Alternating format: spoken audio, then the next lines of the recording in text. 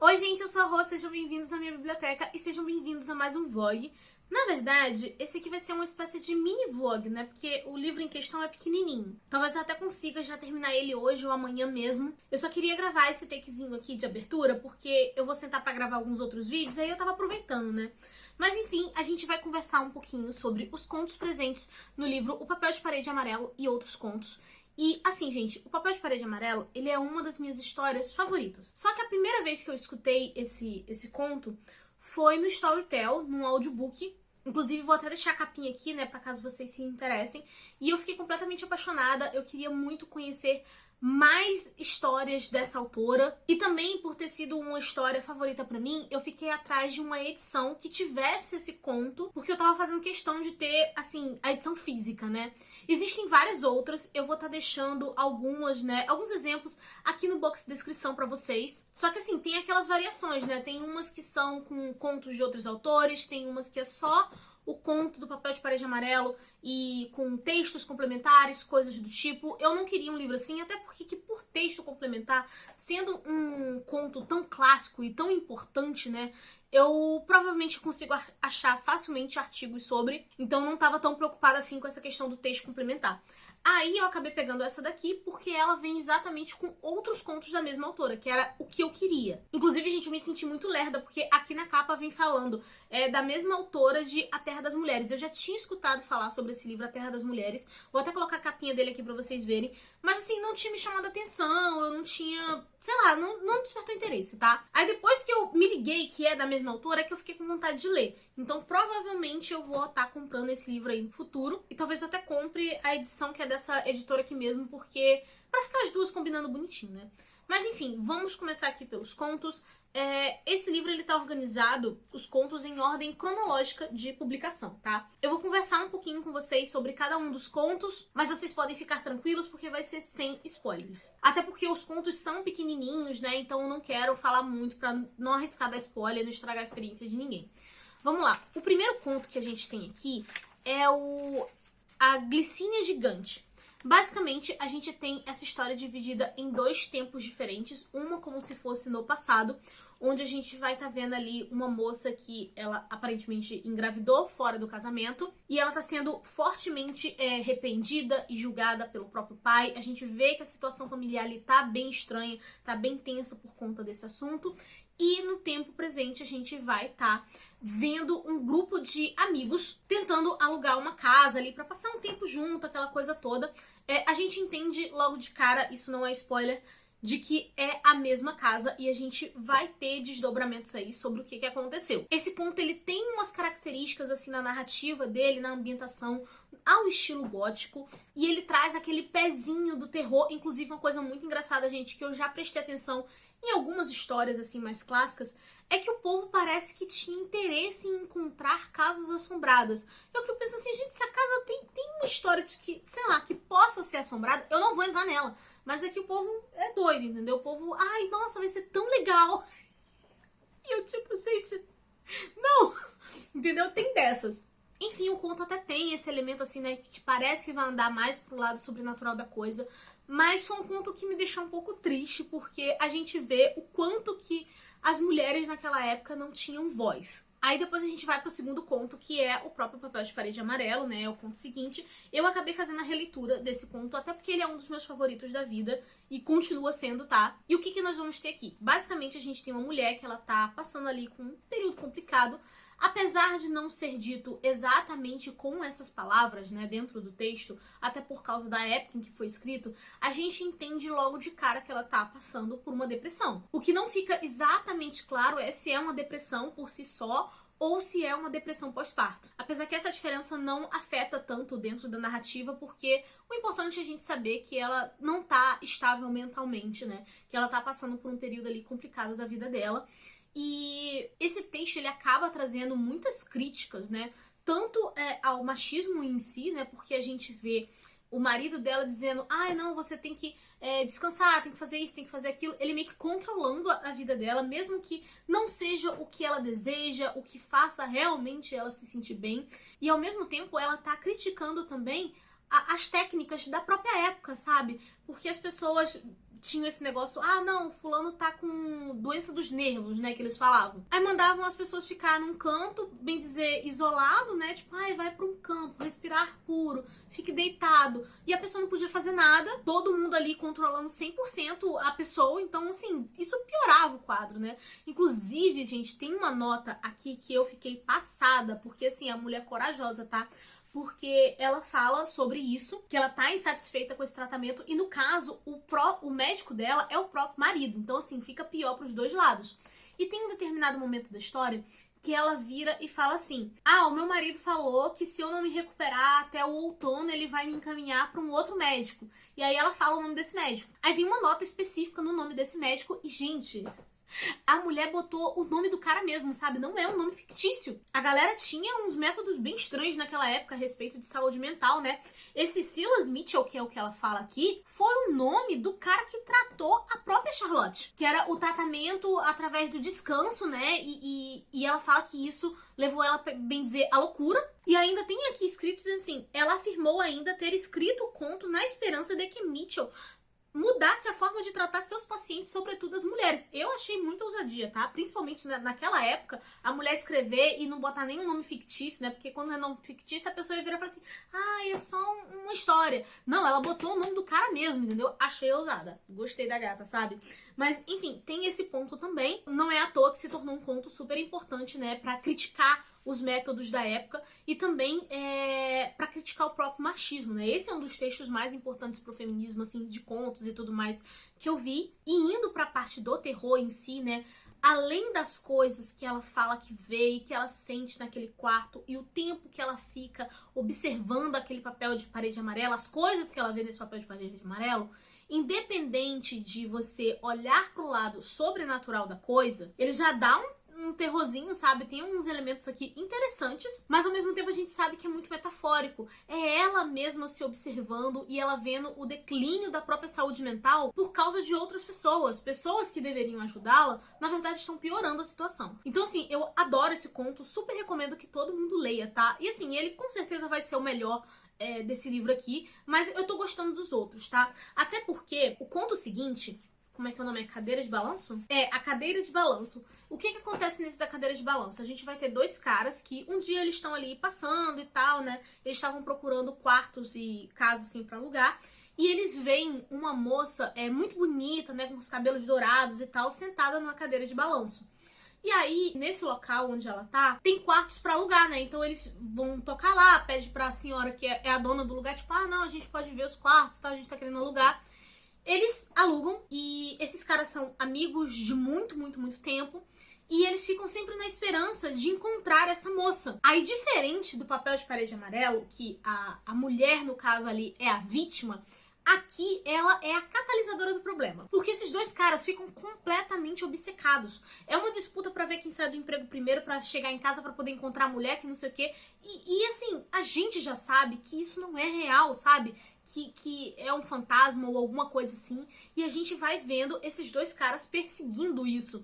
E ao mesmo tempo, eu achei engraçado esse texto porque mostra o quanto que o homem, ele às vezes ele acaba sendo guiado somente pela luxúria dele. Não é à toa que dá merda. Mas, enfim, foi um conto que eu também, assim, adorei.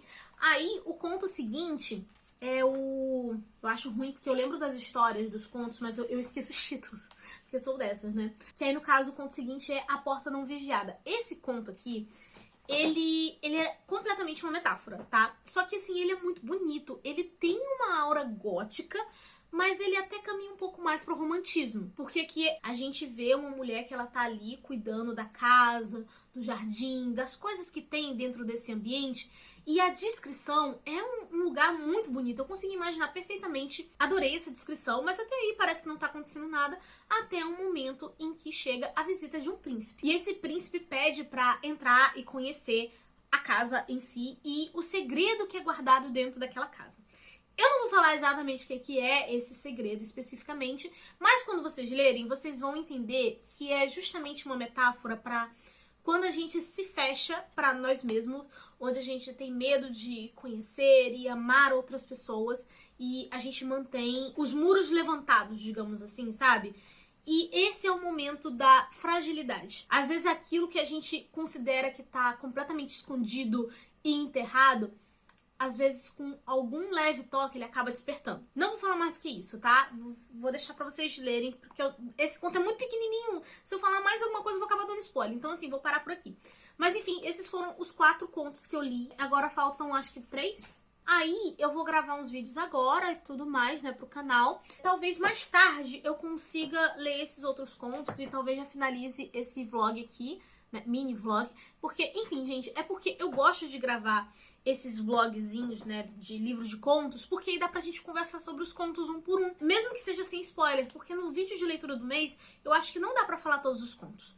Mas, enfim, vou gravar os outros vídeos do canal agora e depois a gente bate um papo.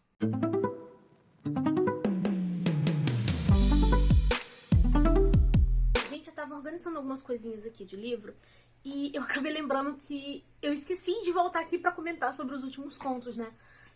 Ai, nossa, não sei nem como é que eu vou fazer isso, gente, porque eu separei esses livros todos pra me desfazer, né, pra vender na Shopee e tudo mais. E assim, as estantes ainda estão cheias, né? Não sei nem como é que eu vou fazer isso. Mas vamos ao que interessa. Continuando com Quando Eu Fui Uma Bruxa, que é o próximo contozinho aqui. E assim, esse aqui foi interessante, porque a gente vê que a gente tem uma mulher que ela começa a desejar certas coisas. Ela vê algumas situações que incomodam, e aí pela motivação, né, da indignação que ela tá sentindo a respeito daquela situação, ela começa a fazer alguns desejos, normalmente desejos de vingança, e esses desejos vão se realizando. E é bem assim, tá, gente? Simplesmente acontece isso, e a gente, além de estar acompanhando esses desejos dela, a gente vai acompanhar algumas reflexões que ela tá tendo a respeito da natureza desses desejos. Ele tem sim esse tom sobrenatural, mas ali no final ele traz um pezinho de realidade, sabe? Mostrando que nem tudo daria pra ser resolvido com um simples desejo. E aquele último desejo dela é justamente o desejo que seria o mais relevante que realmente acontecesse. Eu gostei bastante desse conto, ele traz uma pegada assim feminista também, vale super a pena. Aí o próximo conto é a Água Antiga, e eu gostei bastante desse conto, eu acho que foi um dos que eu mais gostei. Porque aqui a gente vai ter a mãe, uma filha e um cara que elas chamam aqui de o poeta. Esse poeta parece estar interessado na filha dessa mulher.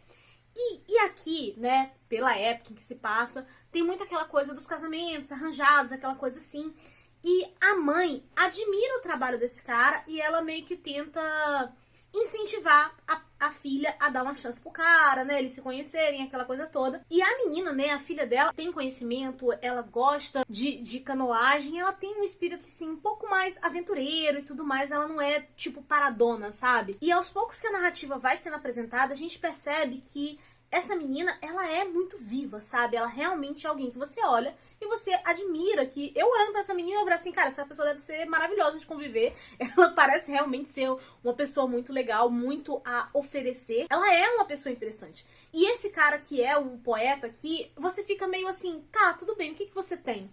São só palavras, você não tem atitude, não tem nada, sabe? Você é um homem desinteressante. É essa sensação que a gente tem desde o início. E é incômodo o fato da mãe tá incentivando essa menina a dar chance pro cara, porque isso me remete muito àquela questão dos casamentos arranjados da época, o quanto que era desconfortável pra mulher. E às vezes a mãe, né, pelo fato de ser uma situação de que era comum as pessoas passarem, mesmo ela sendo mulher, ela incentivava esse tipo de coisa, que era desagradável, entendeu? Eu senti que esse conto aqui também trouxe uma crítica a como muitas vezes os homens, eles são guiados, sim, pela luxúria, e que as mulheres, apesar de ter essa coisa de, o sexo frágil, isso e aquilo, aqui mostra que a mulher, ela tem garra pra vencer os próprios medos. Não é porque ela tem medo de uma coisa que ela vai deixar de encarar aquilo. Tanto que essa moça aqui, ela é uma pessoa extremamente lógica, né? Então assim, eu adorei esse conto. O final dele me deixou muito satisfeita. E eu gostei de todos os contos desse livro, mas eu acho que depois do Papel de Parede Amarelo, esse é o que eu mais gosto. Aí por último tem um conto que é o Se Eu Fosse Homem. E esse aqui, a gente tem tipo um casal. E aparentemente, eles até que têm um casamento tranquilo, né? Só que logo a primeira frase é a moça virando e falando de se eu fosse homem. E que isso era um comentário que ela fazia nas raras vezes que o marido dela negava alguma coisa, né? Então, deu a entender pra mim que, apesar de todas as questões da época, de como eram feitos os casamentos, aquela coisa toda, aparentemente ela vivia bem, ela com esse marido, tá? Foi essa a sensação que eu tive. Mas ainda assim, acontece uma situação aqui que eu conto até como se fosse um realismo mágico, né, gente? Porque ela do nada se vê como o marido dela e ela vai meio que vivendo a rotina dele e convivendo com alguns outros homens, né? Porque ela tá literalmente no corpo do marido. E é aí que ela começa a se dar conta das desigualdades, sabe?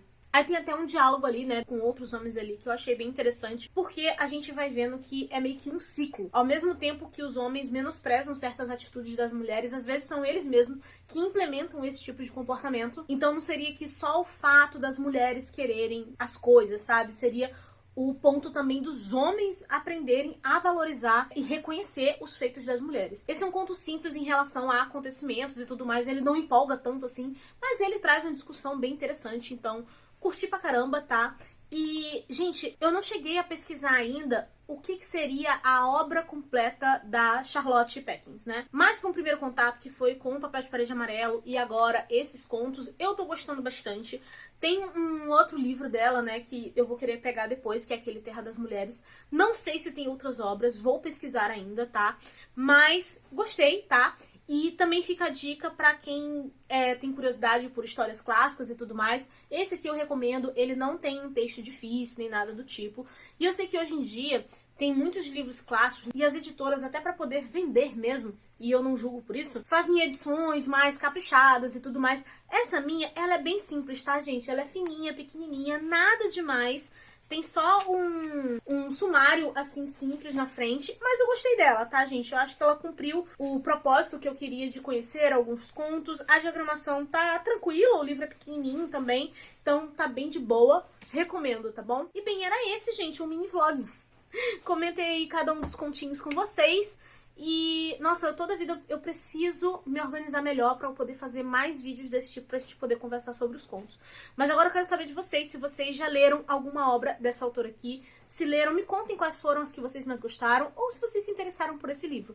Lembrando que eu vou estar deixando o link dessa edição e de algumas outras que eu encontrar aqui no box de descrição, tá? E se você comprar qualquer coisa, algum desses itens ou qualquer outra coisa, através desses links vocês vão estar ajudando o canal sem pagar nada mais por isso. Por favor, não se esqueçam de deixar um like nem de se inscrever no canal. Eu vou ficando por aqui, a nossa conversa continua aqui nos comentários e eu vejo vocês no próximo vídeo.